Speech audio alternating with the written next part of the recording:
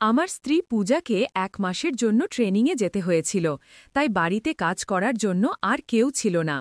তখন আমার স্ত্রী পূজা বলল, আমি আমার মাকে তোমার কাছে ডেকে আনতে পারি, যাতে সে তোমার দেখাশোনা করতে পারে।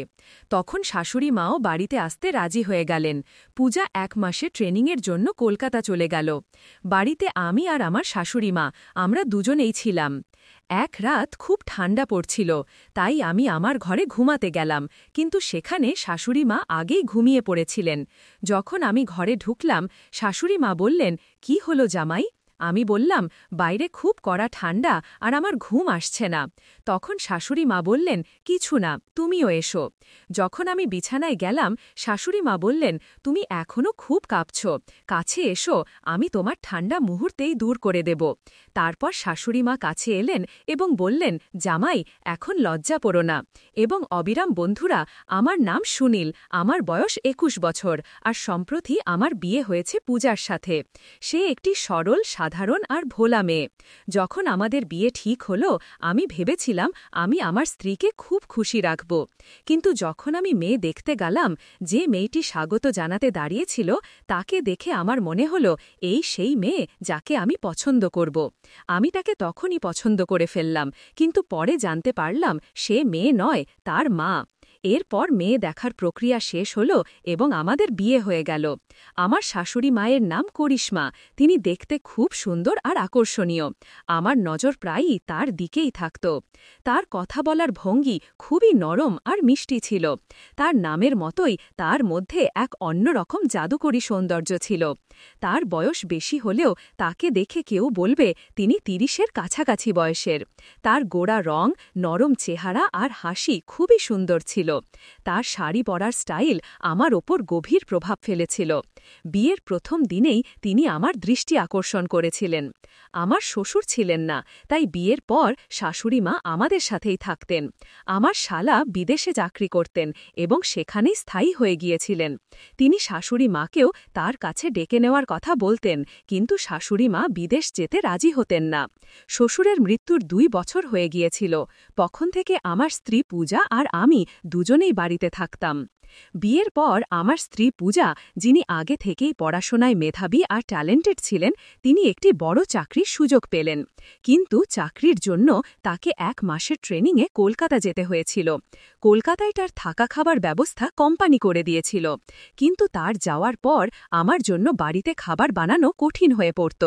তখন পূজা পরামর্শ দিল যে আমরা শাশুড়ি মাকে আমাদের কাছে ডেকে নিতে পারি, এতে আমারও কোনো সমস্যা হবে না। আমি তার পরামর্শ পছন্দ করলাম, কিন্তু শাশুড়ি মা কি বলবেন তা ভেবে আমি একটু চিন্তিত ছিলাম। যখন পূজা শাশুড়ি মাকে সব ব্যাপারটা বুঝিয়ে বলল, তিনি বললেন, আরে এ তো খুব ভালো কথা, তুমি নিশ্চিন্তে ট্রেনিংয়ে যাও, আমি জামাইয়ের পুরো খেয়াল রাখব। তার কথা শুনে আমিও ভালো লাগল। পরের দিন আমি শাশুড়ি মাকে গ্রাম থেকে শহরে নিয়ে এলাম। তিনি এতদিন গ্রামেই থাকতেন আর শহরের পরিবেশ থেকে একেবারেই অজানা ছিলেন। যখন আমি তাকে বাড়ি দেখালাম, তিনি বললেন, জামাই, তুমি তো খুব সুন্দর বাড়ি বানিয়েছ আর অনেক উন্নতি করেছ। তিনি আমার গাড়ি আর নতুন বাড়ির অনেক প্রশংসা করলেন। তার কথায় আমি ভেতরে ভেতরে খুব খুশি হচ্ছিলাম। পরের দিন পূজাকে ট্রেনিংয়ে যেতে হয়েছিল। সে রাতেই তার প্যাকিং শেষ করল। সকালে আমরা ৩ জন তাকে স্টেশনে নামিয়ে দিতে গেলাম। তাকে বিদায় দিয়ে ফেরার পথে শাশুড়ি মা বললেন, জামাই, এখন আমরা বাইরে আছি, বাজার থেকে সবজি কিনে নি। আমি সঙ্গে সঙ্গে গাড়ি বাজারের দিকে ঘুরিয়ে দিলাম। সেখানে শাশুড়ি মা যখন সবজি কিনছিলেন, প্রতিটি সবজি খুব মনোযোগ দিয়ে বেছে নিতেন আর প্রতিবার একটু একটু দরদাম করতেন। তার এই অভ্যাস আমার খুব পছন্দ হল। আমি শাশুড়ি মাকে বললাম, শাশুড়ি মা, পূজা তো কখনো সবজি বেছে নেয় না, দোকানদার যা দেয় তাই নিয়ে নেয়। এতে শাশুড়ি মা বললেন, আরে সে এখনো ছোট, এসব জিনিসের তেমন বুঝ নেই। আমি বললাম, আচ্ছা, এমনই। তারপর আমরা বাড়ি ফিরে এলাম। বাড়ি এসে আমি শাশুড়ি মাকে বললাম, শাশুড়ি মা, আপনি ভেতরের ঘরে ঘুমিয়ে নিন, আমি হলেই ঘুমিয়ে নেব। এতে শাশুড়ি মা বললেন, আরে না, আপনি আপনার ঘরে ঘুমান, আমি হলেই ঘুমালাম। শেষ পর্যন্ত আমি হলেই ঘুমালাম। সকালে যখন আমি উঠলাম, দেখলাম শাশুড়ি মা আমার আগেই উঠে বাড়ির কাজ করছেন। আমি রোজের অভ্যাস মতো পূজাকে গুড মর্নিং বলতে শুরু করলাম। তখনই শাশুড়িমা বললেন, জামাই, আমি পূজা নই, আমি তোমার শাশুড়ি মা। আমি আমার কথা পাল্টে বললাম, আরে হ্যাঁ, দেখুন না শাশুড়িমা, এটা আমার রোজের আদত আছে শাশুড়িমা। শাশুড়িমা আগে থেকেই চা বানিয়ে রেখেছিলেন। তিনি চায়ের কাপ হাতে নিয়ে ওড়না ঠিক করতে করতে আমার কাছে এলেন। তিনি বললেন, এখন আপনাকে নতুন অভ্যাস গড়তে হবে। আমি বললাম, আচ্ছা, কেমন অভ্যাস?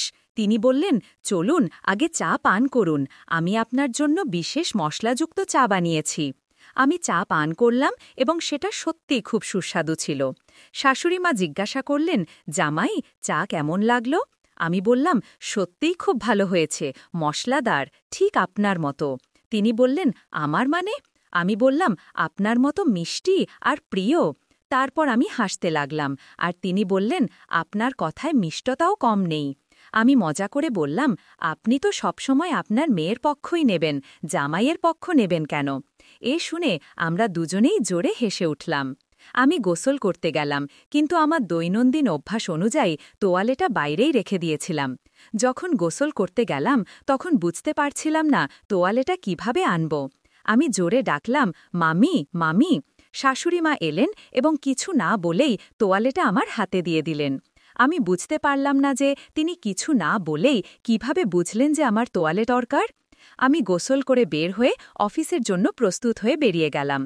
আমি শাশুড়িমাকে টিভি চালানোর পদ্ধতি বুঝিয়ে দিলাম, যাতে তিনি বাড়িতে একা থাকলে বিরক্ত না হন। সন্ধ্যায় যখন বাড়ি ফিরলাম তখন দেখলাম শাশুড়িমা টিভি দেখছেন।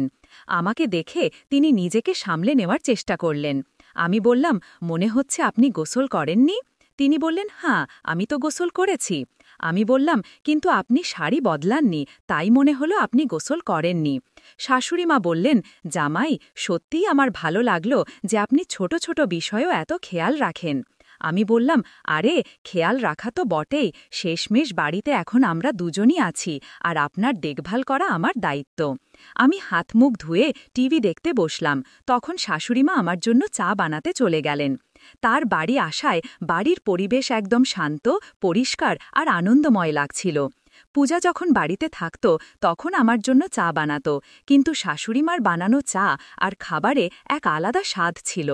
আমরা দুজন কথা বলছিলাম, এমন সময় শাশুড়িমা জানালেন যে তিনি পূজার সাথে ফোনে কথা বলেছেন। সে আমাকে খুব মিস করছে এবং আমার সম্পর্কে অনেক কিছু বলছিল। আমি জিজ্ঞাসা করলাম, পূজা কি বলছিল? শাশুড়িমা বললেন, কিছু বিশেষ না, শুধু এমনি। আমি একটু গভীরভাবে জানতে চাইলে তিনি বললেন, আরে, সে বলছিল যে তুমি গোসল করতে গেলে প্রতিদিন তোয়ালে বাইরে ভুলে যাও। এ কথা শুনে আমি হেসে উঠলাম। শাশুড়িমাও বললেন, হ্যাঁ, এটা তো তোমার দৈনন্দিন অভ্যাস। তারপর তিনি বললেন, তোমারও পূজাকে খুব মিস হয় নিশ্চয়ই? আমি উত্তর দিলাম, হ্যাঁ, খুব মিস হয়, কিন্তু আমি 1 মাস পর্যন্ত ফিরতে পারবো না, তাহলে কি করব? শাশুড়িমা হেসে বললেন, আরে, আমি তো আছি তোমার দেখভালের জন্য, আমি কি তোমার কোনো কিছুর অভাব হতে দেব? আর যদি কোনো অভাব মনে হয় আমি সেটাও পূরণ করে দেব। এ কথা শুনে আমি অবাক হয়ে তার দিকে তাকালাম। তারপর আমি শাশুড়িমাকে বললাম, শাশুড়িমা, পূজার চলে যাবার পর থেকে আমাকে হলঘরে ঘুমাতে হচ্ছে, এখন আমার অভাব কে পূরণ করবে? শাশুড়িমা উত্তর দিলেন, জামাই, আপনি টেনশন নেবেন না, যদি হলঘরে ঘুমাতে অসুবিধা হয় তাহলে আপনি ঘরে এসে ঘুমাতে পারেন, আমার কোনো সমস্যা নেই। আর যাই হোক, সেই বিছানা বেশ বড়। তার কথা এমন কিছু ছিল যা আমি বুঝতে পারছিলাম না। আমি তাকে বললাম, ঠিক আছে। তারপর আমরা দুজন একসাথে খাবার খেলাম। শাশুড়িমা খাওয়ার পর নিজের কাজে ব্যস্ত হয়ে গেলেন এবং পরে ঘরে এলেন। তিনি আমার জন্য 1 গ্লাস দুধ নিয়ে এলেন। আমি বললাম, শাশুড়িমা, আমার সন্ধ্যায় দুধ পান করার অভ্যাস নেই, কিন্তু তিনি খুব জোর করতে লাগলেন, তাই আমি দুধ পান করলাম। এরপর তিনি বিছানার একপাশে শুয়ে পড়লেন আর আমি অন্য পাশে। আমাদের মধ্যে বেশ দূরত্ব ছিল। রাতে কখন ঘুম এসে গেল টেরই পেলাম না, কিন্তু মনে নানা চিন্তা ঘুরছিল। সকালে উঠে দেখলাম শাশুড়িমা এখনও ঘুমাচ্ছেন। আমি তার দিকে তাকালাম, তিনি ঘুমে খুব সুন্দর লাগছিলেন। আমি তাকে দেখেই চলেছি, এমন সময় তার চোখ খুলে গেল এবং তিনি আমাকে দেখে ফেলেন। তিনি হেসে বললেন, জামাই, আপনি কখন উঠলেন? আমি বললাম, এখনই। তিনি বললেন, রাতে আমার খুব ঠান্ডা লাগছিল, আমি আপনাকে জাগানোরও চেষ্টা করেছি, কিন্তু আপনি উঠলেন না আর সমস্ত কম্বল নিয়ে একাই ঘুমিয়ে পড়লেন। আমি হেসে বললাম, শাশুড়িমা, আমি ঘুমিয়ে পড়েছি, টেরে পাইনি। তারপর আমি ডিউটির জন্য বেরিয়ে গেলাম, কিন্তু সারা দিন তার কথা ভেবেই কাটল। শাশুড়ি মা পূজার চলে যাওয়ার পর আমার সাথে খুব খোলামেলা কথা বলতে শুরু করেছেন। এমনটা গত 4 মাসে হয়নি। আমার মনে হল সম্ভবত শ্বশুরের না থাকায় তিনি একাকিত্ব অনুভব করছিলেন। সন্ধ্যায় বাড়ি ফিরে দেখলাম প্রতিদিনের মতো তিনি আমার ঘরে। আমি হেসে বললাম, আজ ঠান্ডায় আমাকে ছেড়ে দিও না। আমি কম্বল দিতে গিয়ে বললাম, আপনি নিন, আমি কম্বল ছাড়াই ঘুমিয়ে পড়ব।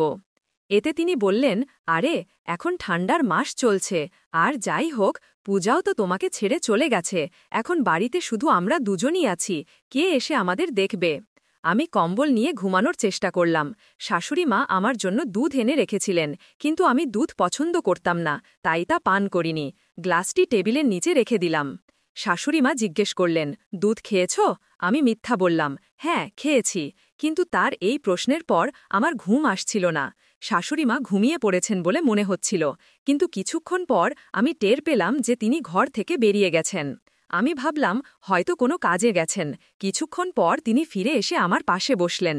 তিনি আমার কম্বল টেনে নিলেন এবং পূজার মতো আমার খুব কাছাকাছি চলে এলেন। আমি বুঝতে পারছিলাম না কি ঘটছে এবং সামনে কি করা উচিত। অবশেষে আমি হঠাৎ চোখ খুলে দেখলাম শাশুড়িমা তার ফোন পাশে রেখে সব রেকর্ড করছিলেন। আমি ভয় পেয়ে জিজ্ঞেস করলাম, আপনি কি করছেন? শাশুড়িমা চমকে গিয়ে বললেন, তুমি দুধ খাওনি? আমি তার কথার মানে বুঝতে চেষ্টা করছিলাম, কিন্তু কিছুই পরিষ্কার হচ্ছিল না। আমি জিজ্ঞেস করলাম, আপনি ফোনে রেকর্ডিং কেন করছিলেন? তিনি কোনো উত্তর দিলেন না, কিন্তু আমি দ্রুত ফোনটি তুলে দেখলাম যে সেখানে আমার ভিডিও রেকর্ড হচ্ছে।